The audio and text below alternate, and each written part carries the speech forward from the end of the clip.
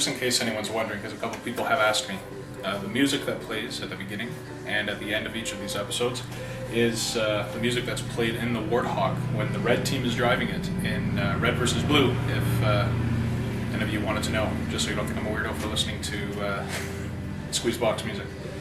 Anyways, well, thank you for joining me again in my next episode. This is Dave, aka Serial Killer, on the 405th. Alright, where we left off last time, I moved ahead a bit. You can tell I'm a little bit dirty from sanding. Alright, here's where we are. I've sanded down with 220 and evened this back out. You can see the discrepancies that were left. It's really hard to tell when you're dealing with one color. Now that the glazing putty is dried and been sanded, you can see where there were variances, and they're pretty well everywhere, so nobody's perfect, right? But it's all been sanded down now, and you can see some dull marks on this side where there were little pieces of dust or whatnot that I leveled out. Anyways, the repair job came out good. The two tapers look pretty equal in height, and that big awful hump is gone. What we're going to be doing right now is, a lot of people have asked me how I do the small areas, like the fine detail work. That's what we're going to cover right now. I'm going to bring the camera closer in a minute, and we're going to do this little recess right here, which is kind of gunky looking, and you'll see it in a second. Once we're done the left lower rib, what we're going to move on to do is the missing lock on this side. After that, I mean, it's just give it a shot of primer, let it dry, and we're pretty well done with this. As far as the neck seal goes, I'm still pretty torn as to what I'm going to do. This is a work in progress. I'm either going to get rid of that god-awful hump, reinforce the back before I do anything else, because it is quite thin here. I'll reinforce this with some Rondo. Maybe I'll build a little dam just so I can contain everything and keep it a consistent depth. And I have a bunch of reference pics up here that I use. Once again, courtesy Red versus Blue. Now the actual neck seal, I'm either going to construct it out of a mixture of Bondo and Rondo, just to get all the detailing in. Basically the same way that I do the seals, which we'll cover. If I don't do that route, what I'm probably going to end up doing is cutting the whole neck seal area out. Whether I include this area here is yet to be determined. And what I'll do is, I've been contemplating making the neck seal out of foam, but the sole purpose of making it out of foam would be to then make a mold out of silicone and then pour out of one solid piece of a black or a charcoal gray rubber, and then paint it up afterwards. But that's still up in the air. I haven't decided which way I'm going to go yet. We have a bit of stuff to cover. Let's get to it. Alright, now that we have a good close-up of the little recess detail, you can see how gummed up it is. Now this is just from working primarily, well, you can see the shine there. This is due to the initial resining when we sealed up the outside. Now, despite my efforts in keeping it as clean as possible, as I talk about in my first video, when applying the resin to flood the area, let it sit, and then wipe it down with a brush, you're not going to get everything. It's going to settle in, and you're going to have areas in which the resin pools, filling in your sharp 90s. Now, some people would say this isn't worth it. They would just, maybe give it a quick sand and leave it as is. I tend to disagree with that. If you're going to do something, do it all the way. But once again, this is personal preference. And this is just one of those things that if I left this alone, despite the fact that it's partially hidden when you wear the armor, I would know it was there and it would drive me cuckoo. So, the way in which I clean a small area like this, because there are a lot of angles and it's a confined space, basically the size of my thumb. Now, there's different ways that I attack this. There is no one real way, and this is just my method. I'm sure someone may have a better idea out there, and if they do, I'm open to it. Basically, the way I start with this is I use a small file. Just for reference, it's not really a needle file, but it's a flat rectangular file that You know, the blade is about the length of your pinky finger.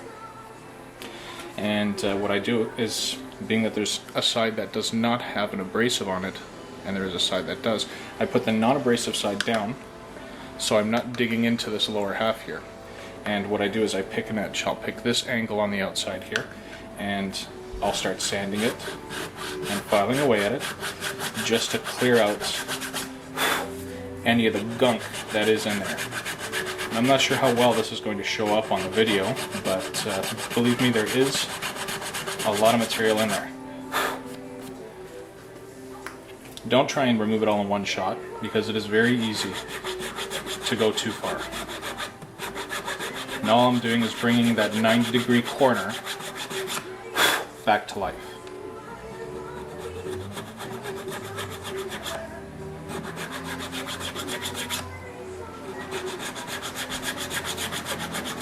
You know, it's just these little things that start setting your armor apart, or whatever prop it is you're doing, if you're doing a gun especially.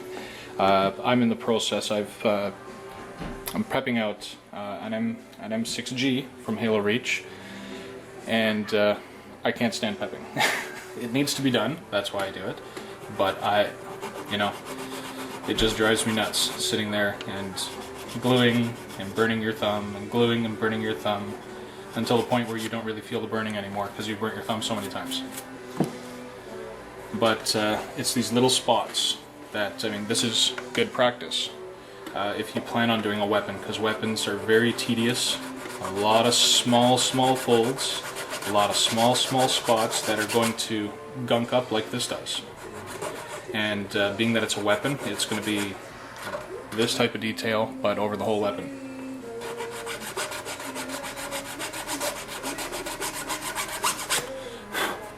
And you can start seeing the blue come back to life, as well as the red lines from where the mountain and valley folds are from the original pep work, which has been protected and preserved by the resin coat.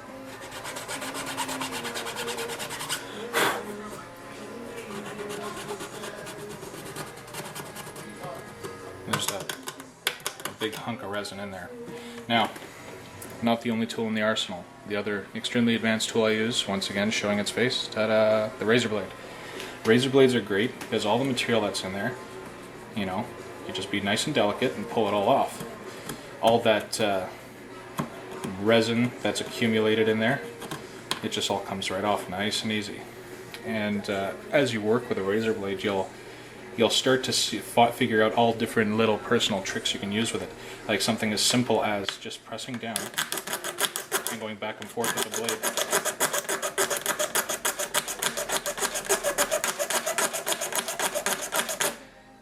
And already it's like 1,000 times better.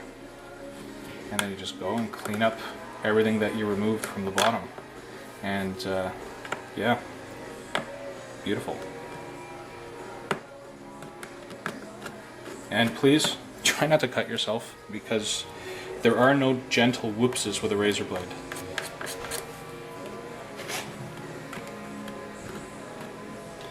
And there are some places where you will end up chewing through the paper.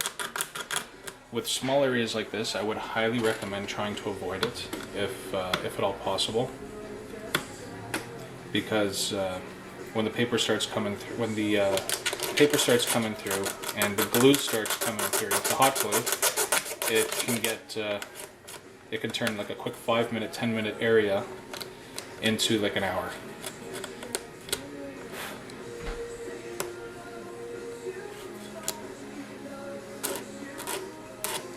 And as you can clearly see, I'm in no rush. If your goal is to get this done as quickly as you can, I would suggest not doing this. Because if you approach this quickly, you're going to screw it up and cause like a little gash or something to the effect. I take a lot of pride in the work I do, as many of you, I'm more than sure that you do.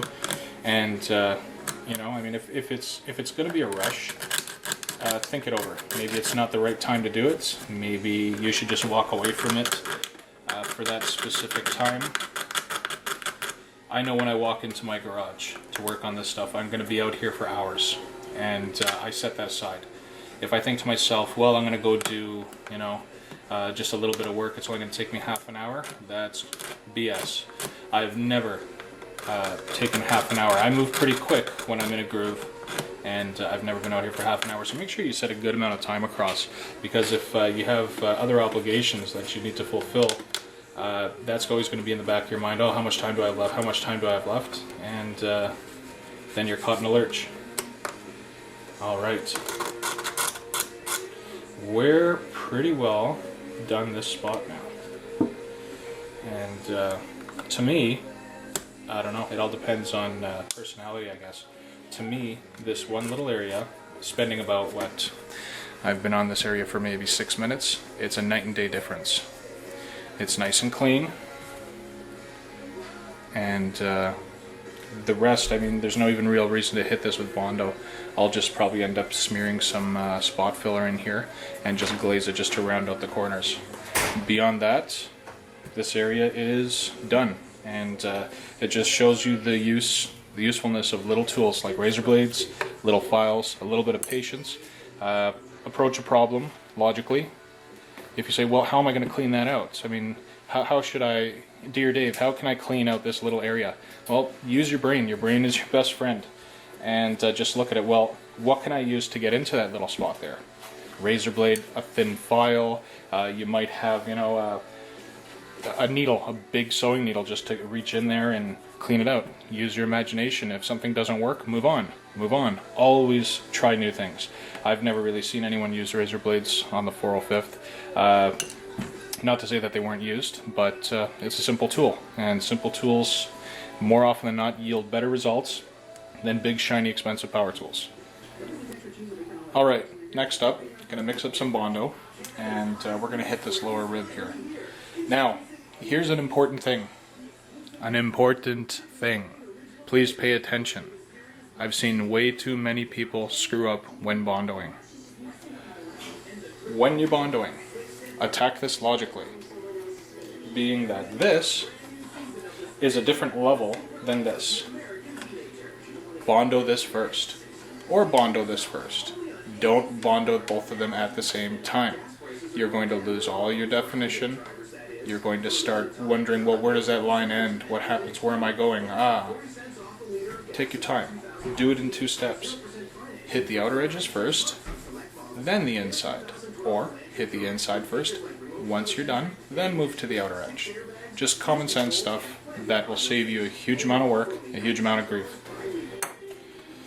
Using about a 1.5 inch wide applicator. And start. I'm going to start with the outer layer. Pushing right up into the corner there. And pulling away so I don't leave a big lump that I'm going to have to fight with to sand out after.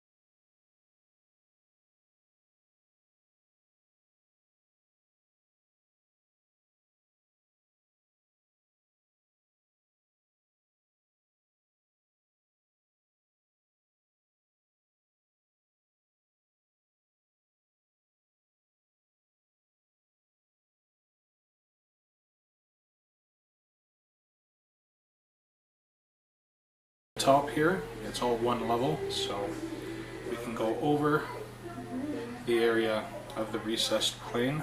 Yeah, what are you thinking?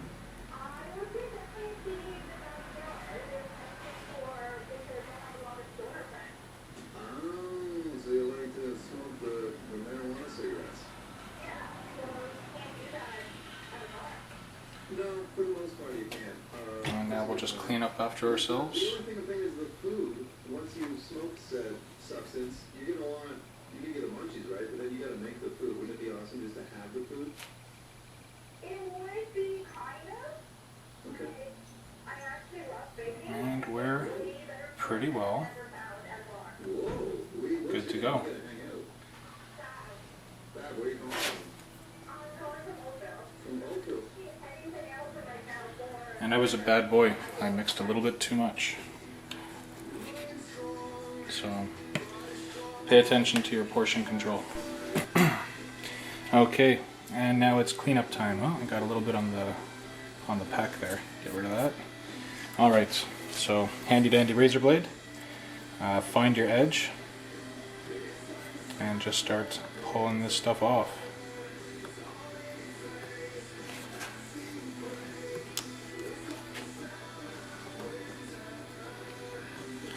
And more stuff that we won't have to sand off, because I hate sanding, especially when it's these little lip pieces.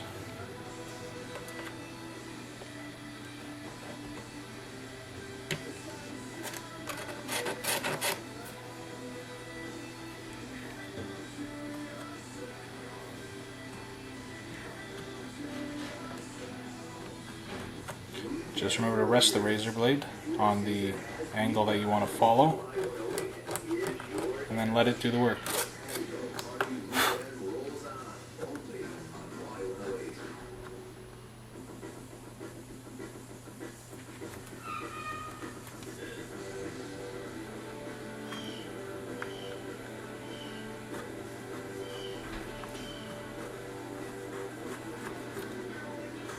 Now, isn't that a lot easier than sanding?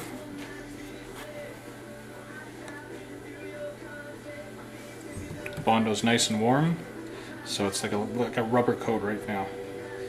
And this stuff comes off like nothing.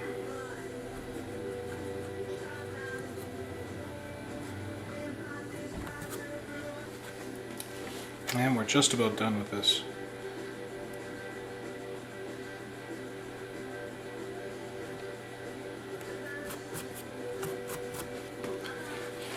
This already looks about 1,000 times better. And it's at a point where we wouldn't have been doing anything else anyways, but waiting for Bondo to cure. And we're just making the sanding go a lot faster now. It is 2:36, 20 degrees outside, and the phone lines are open, 905-645-1079, 1-800. Says, backyard patio for sure. You can watch your kids play, have a barbecue with friends and family. Nothing better, unless your backyard patio is on a lake somewhere. Okay. And that is how we do that. And now we move on to the locks. Alright, what I've basically done here is I've marked out where the template will lie. These are the angles I'm to follow. They'll come from the extreme corner here and come across, and that's the tilt angle that the playing card I'll be using as a template will follow to match the other side of the lock. Same on this side, that's the angle it follows. This reference line here is a fill line for once the template is in its final position and hot glued into place. What will happen is that will be the height that I fill to when I do my rondo pour. Just it's basically equal with the other side, with the other shoulder. So now we're going to install the template. I'll show you exactly how I do it, and after that we'll do a pour. Okay, so here's what we do. What I have is these pre-cut template pieces that are made out of playing cards. Now it takes a bit of measuring. Basically you line the card up, draw a pencil line, figure out the angle you need, and ultimately the way this fits is like that. And it's hot glued into position. And keeping it nice and immobilized so that when you pour, it's not going to move on you. Also, the hot glue also acts as a nice seal around the whole perimeter. So basically what I'll do is I'll tack this into position in like 2-3 spots with some hot glue. Then once it's completely dry, I'll run a bead all across it just to firm it right up. Now, one of the bonuses, well, make sure first of all if you do this method you use low temperature hot glue, because if you use the high temperature you're going to have difficulty getting it off once you're done. One of the advantages are as the Rondo cures it gets quite hot and it will allow you to pull these templates off quite easily, as you'll see when we go ahead and do it a little bit later. So let's get going and we'll hook up the template. Hot glue gun, nice and ready.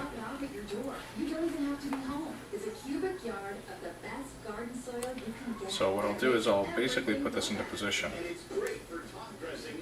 and hold it in place with one hand.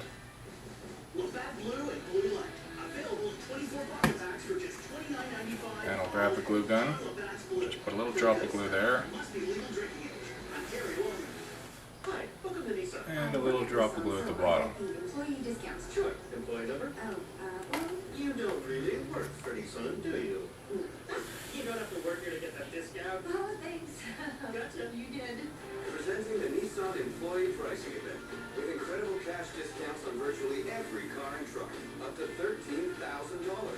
Nissan Employee Pricing is on now. There. Now the glue is cooled off enough that I can go and lay a bead of hot glue in there so that none of the Rondo comes out.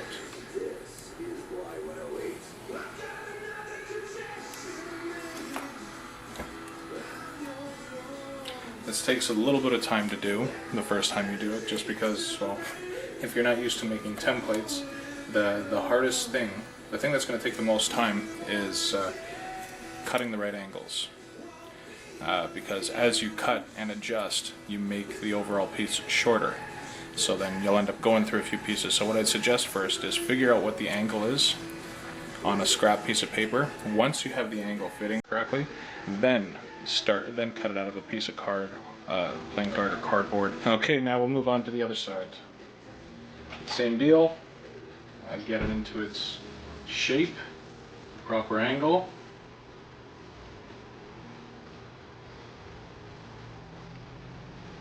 That looks about right. Yeah, I think we're good to go. Now we'll just tack it in place with a little bit of glue.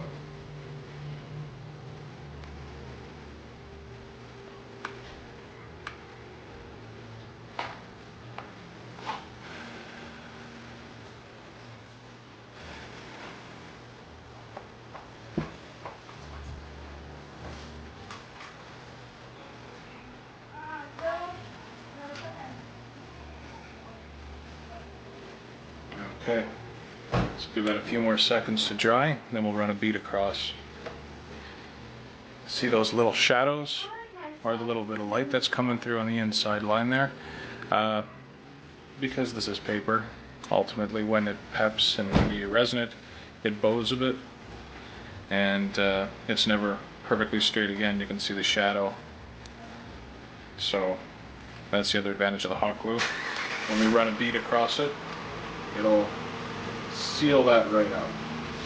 And when I put the hot glue in, I'm not pushing directly into the corner, into the corner where the paper meets the playing card. I'm just kind of letting the glue fall down, so it's not going to pop out here. Any of the glue that does pop out on the inside, I'll go in with a blade or an X-Acto knife and I'll cut it out, just because I don't want an indentation when I pour the Rondo in. Okay, so let's go and we'll glue this last one into place.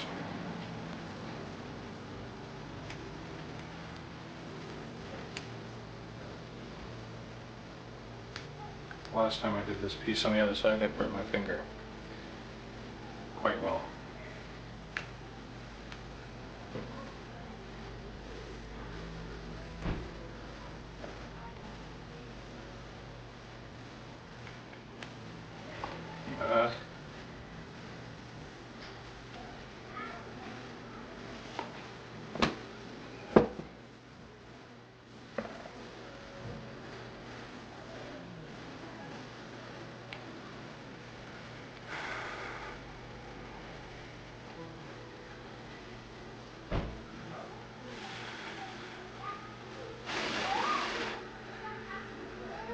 Okay. I'll just glue it up the rest of the way.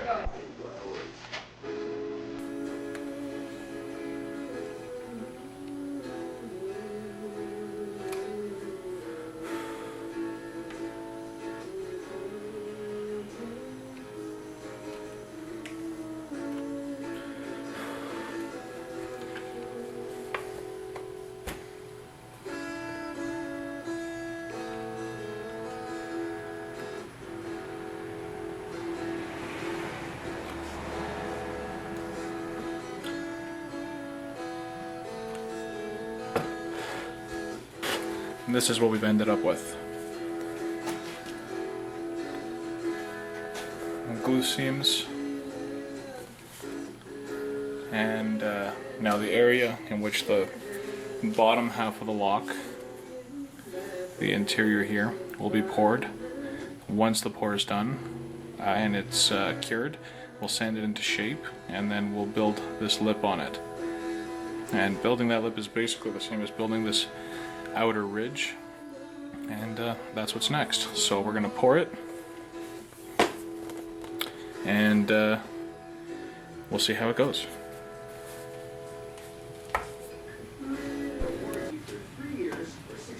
Alright, what we're doing now is taking a little cup, and we're gonna do a 50-50 mix of Bondo and resin. Got about an ounce in here. Making a little bit more than I need, just because I don't want to split this into 2 pours. I'd rather have a little bit left over and waste some, and make sure I get this done in one shot. So, have good ventilation here, both garage doors open, back doors open, have a good breeze. Taking my resin, and I'm going to add an equal part, 1 to 1.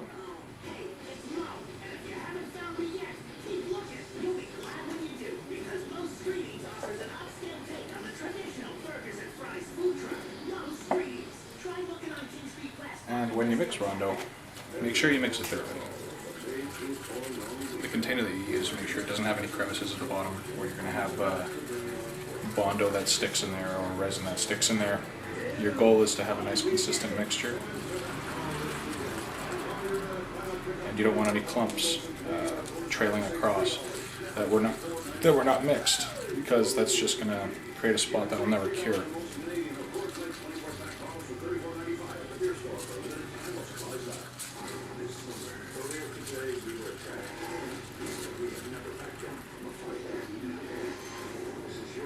And I'll show you the consistency that we're dealing with here. It's very thin. Very thin. And that's basically what I'm looking for. Because, you want it to take the entire shape. I don't want any voids. And another thing that's important is when you pour this, pour it in a very tiny stream and start in the center so it'll naturally go out and rise up. So any air bubbles that are in the mixture will get dissipated in the stream. So now I'm going to add a bit of hardener and maybe 3 or 4 drops of the reactor for the resin.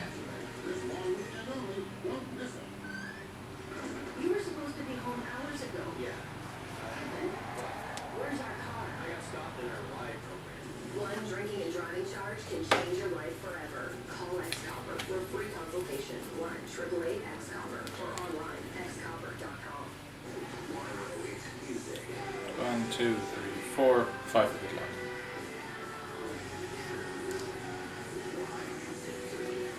And stir it up. Now, as far as the cream hardener goes, I added a bit more than I normally do, just because I want this to set quickly. I don't want it lingering around and me have to hold it and babysit it for the whole 10 minutes. So the way I've set this up is it'll cure and it'll stop flowing in probably 2 to 3 minutes.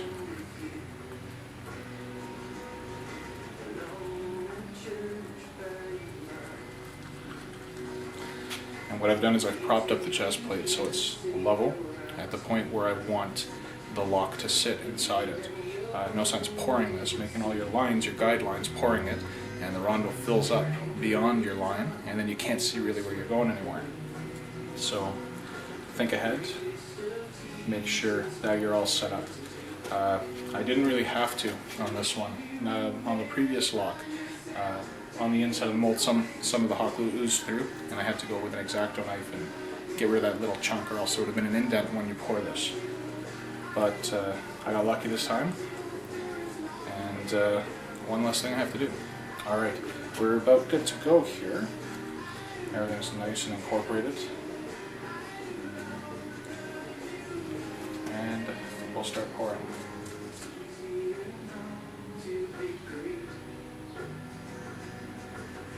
Nice thin stream.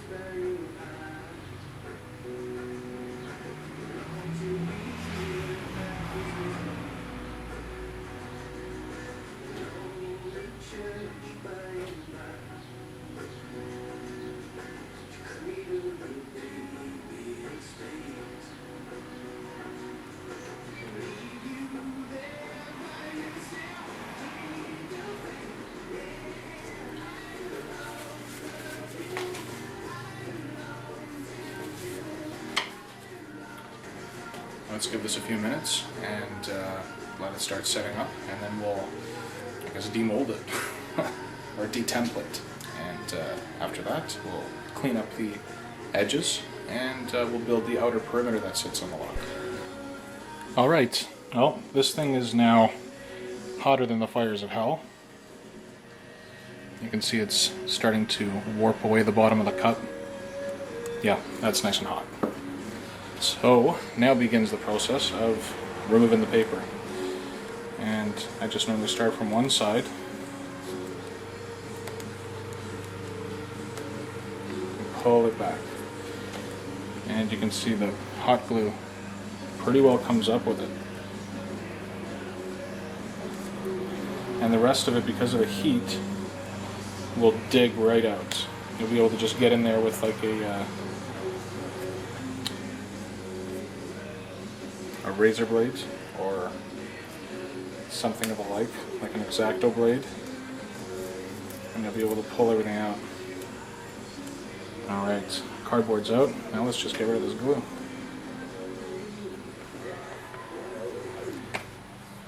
Yeah, when you do a 50-50 mix, it gets quite warm.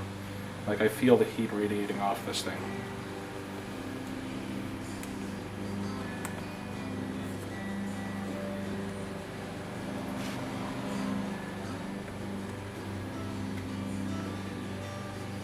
I guess if you wanted to, you could wait till it was cured to do this. But this all comes back to the whole patience thing.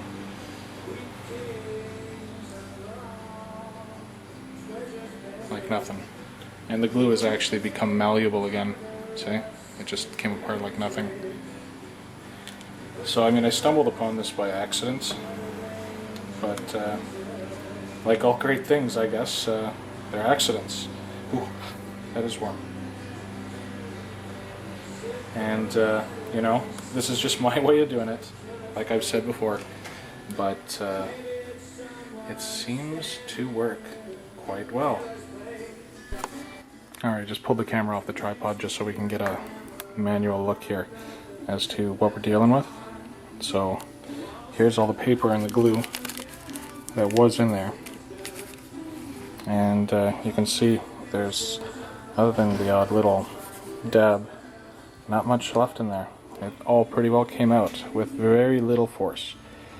Now the next step is we just have to get rid of this little lip that is formed and just roughen the final height. Because as you can see, I poured a little bit higher than the line, ever so slightly, maybe a millimeter, and that's just to bring it down and get the right top angle, because they should slant forward a bit. And right now it is a bit too straight for my liking, especially when you compare it to the other side. Now the other side looks a lot shallower just because it has this built-up ridge on the outside. If that wasn't there, you would see that it comes pretty well flush across. So I used that as a reference point when I did this. But now I'm just going to bring this edge down. And one of the tools that I used for that, probably the only specific tool that I have that you can't just readily buy at a store, is this one. It's a dental tool. I have several different dental tools. This is the one I use the most. It's called a bone scraper. and it doesn't look it, but these are very sharp. And what this is designed to do is get right into a corner, pull back, and it'll take every chunk of material out right from the corner going back. Okay, so I take this tool. It has a long side and it has a short side. It's double-ended. I'll just take one of the sides and I'll just put it down and start pulling it back. And you can probably see why I like it.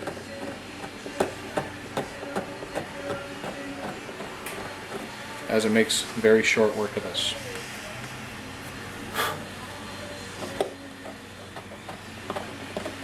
Being that this was designed to remove bone from a jaw,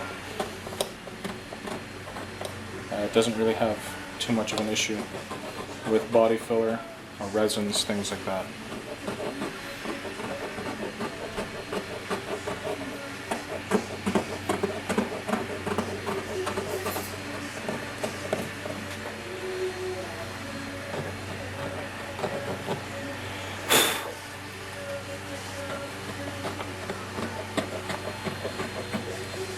Now you very well could do this with a file, or like a little miniature. Oh, I wouldn't advise doing it with a rasp because there's just that'll remove way too much material at one shot. Okay, where we are now is everything's been sanded down to its final height, and I've taped off the inside. I've made a measurement along the outside for the bump that does the perimeter. And now what I'll do is basically the same thing I did when building up the details around the center chest piece. I'll just put some Bondo, straight Bondo, not Rondo. I'll put it on a little higher than I actually want it around the perimeter, let it cure, and then I'll bring it down to its final height, which will be about 1 millimeter. Now everything looks very square, I know. But once everything's done, that's when I'll round everything out and round out all the corners, and I'll clean up any of the remaining hot glue that's in there, as there is some down there and some up in the corner. Everything will get cleaned up, and then a nice layer of glaze putty to get rid of all the inside corners, all the little discrepancies, and that'll be done. So let's get the Bondo on there now. Alright. Got our Bondo mixed, not very much. Using like a 1/2 inch spreader. And we just start going around the perimeter.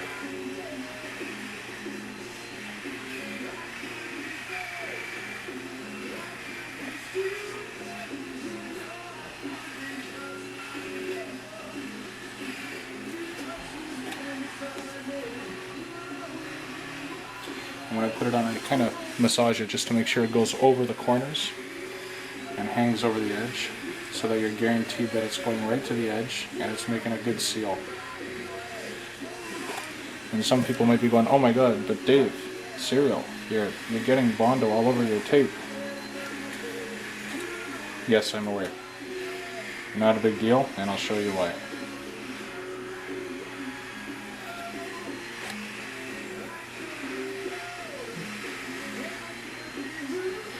Basically what I'll do about the Bondo that's on the tape is, while it's rubbery, I'll cut it off.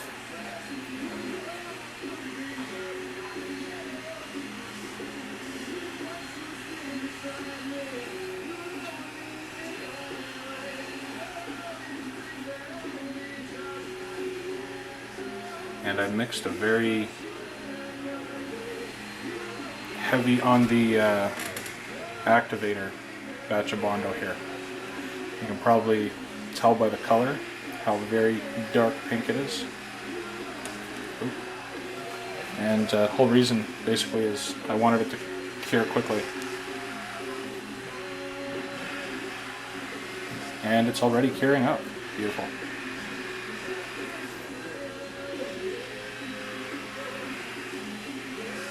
Now I overbuilt it in height just because I'd rather bring it all down to one plane. If you sit there shooting for the level you want, the height you want, I mean, you're not really ever going to hit it, just because of the nature of the filler.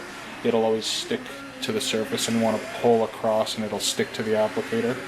But yeah, so I build the height up higher than I want it, as I did with the lower level, and I'll just bring it down to its final level, which is only 1 millimeter, and I have more than 1 millimeter in height of filler on here. So, well, it's already dry to the touch, and now we can start cleaning up our final shape that's around the tape. And what I'll basically start doing is cleaning up the outside first.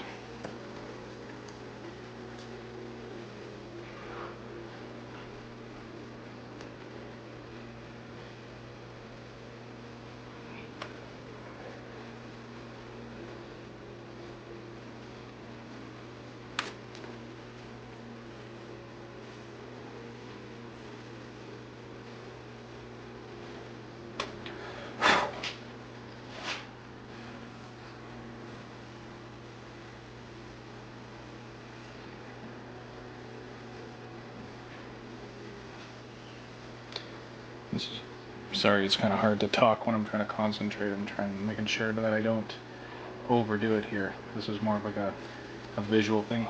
How would you explain something like this in text? So, my apologies if I'm kind of quiet right now.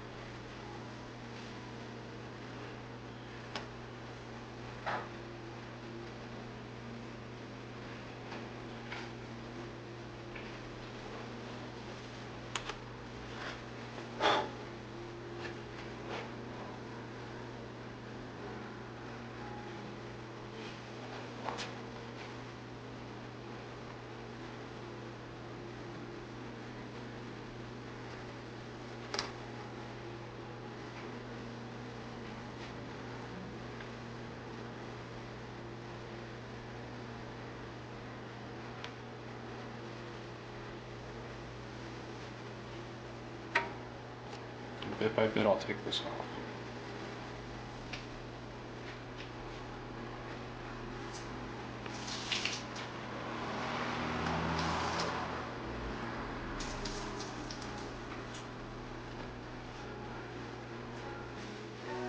I'm working this way, doing this type of method may not be for everyone. This is one of the things that do require a steady hand and the ability to see where you're going.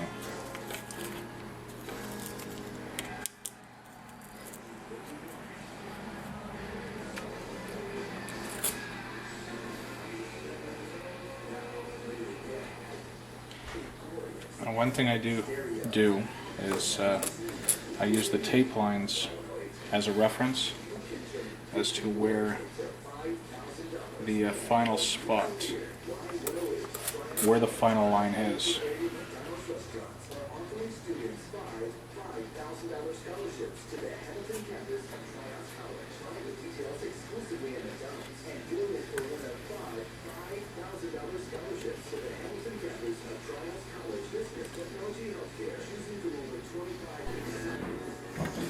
Okay, we're basically there.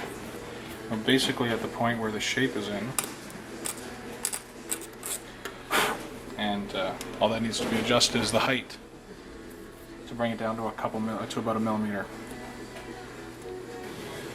Okay, got the final height sanded and did a coat of glazing putty, so everything is going to be nice and clean now.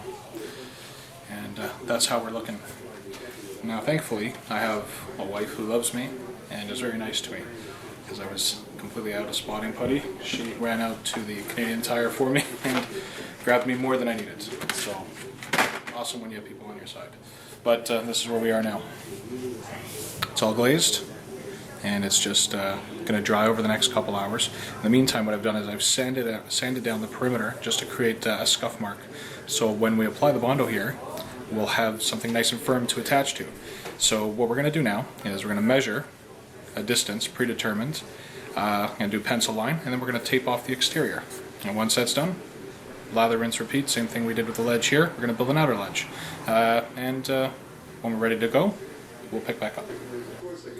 Okay, my apologies folks. It appears that the hard drive on my camera was full. I had to delete some videos, and I didn't really hear the chime, so I missed a chunk. Thought it was recording and it actually wasn't. This is where we are now. The ridge has been built and it is now smoothed out. I basically rounded out all the corners. This area here is now dry. All that's left for me to do now is to put some spotting putty all over this, and I put it into the recessed corner here, so basically it rounds it out and isn't a sharp 90 anymore, so we'll end up looking like this with a nice smooth transition. So I'm going to go ahead and I'm going to put the putty on this when it's all dry. I'm going to sand it all down, and then at that point we're basically done. All that's left to do is primer the whole area. Alright, we're done. All the spotting putty's been put on, and it's nice and smooth. There's nice roundovers now. It's not a cut and dry 90-degree angle anymore. And that's what we're left with. The only thing left to do on this piece really is, once this dries, because it is in the crevices quite thick, you can't really tell, but it is quite thick in there. It takes some time to dry. So we're going to give this till tomorrow. I'm tired, I'm done for the day.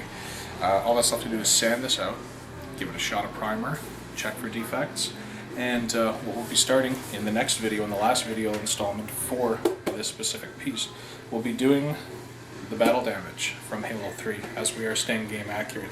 So we'll do the very obvious and notable damage that's on the chest, as well as scuffing this thing up, making it look like it was used.